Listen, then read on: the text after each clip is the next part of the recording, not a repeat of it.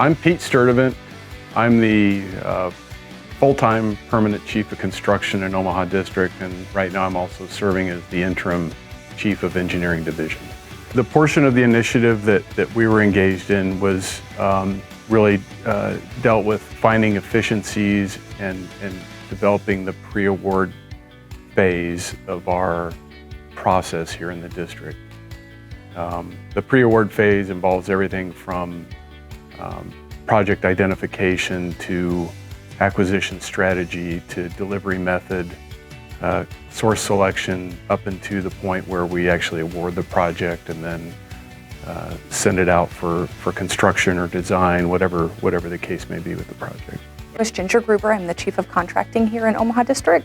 This initiative is really about streamlining our acquisition processes and minimizing risk. And what this has allowed us to do is streamline and make our processes more efficient, and therefore we're able to do more with less. And with a growing mission, it is so important that we use our resources as smartly as possible. I look at, over the years and the time I've been in the Corps, one of the areas that I see that really I think deserves improvement or needs improvement is this pre-award phase.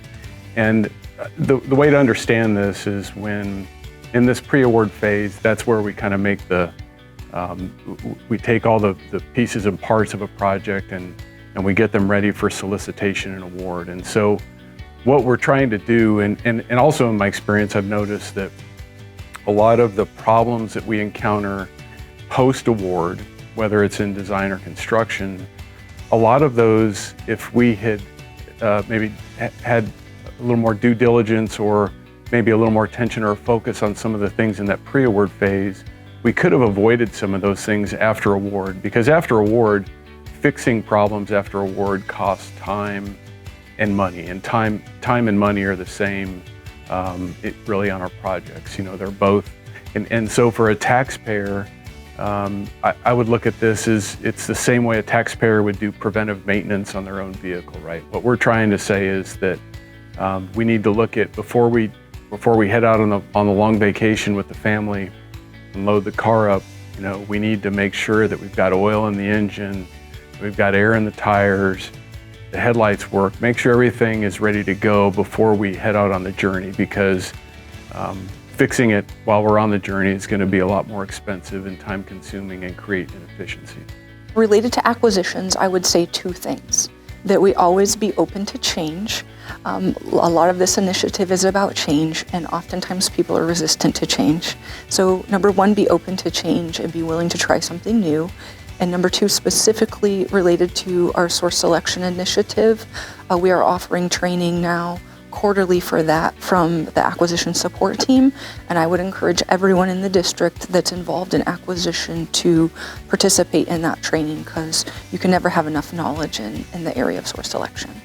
No contractor ever made money doing things twice, right? That's what we stress on the quality control, quality assurance side. Well, it's the same with us. If we can avoid problems up front, we would rather, in the climate we work in right now, it's better that we bake these things in, make it clear and presentable to the contractors that are bidding on the work, whether it's design or construction, so they know what they're getting into, so that we don't, after the fact, have to add in a requirement that we should have considered up front. That's where we end up. Okay. What I love most about the acquisition career field is it's continually changing and continually updating. It's a challenge to keep up with, but that's a good thing, right? This initiative is a prime example of continuous improvement, and when you look across USACE as we improve our acquisition procedures, then that's a great way for us to continue our reputation of excellence across the Corps of Engineers.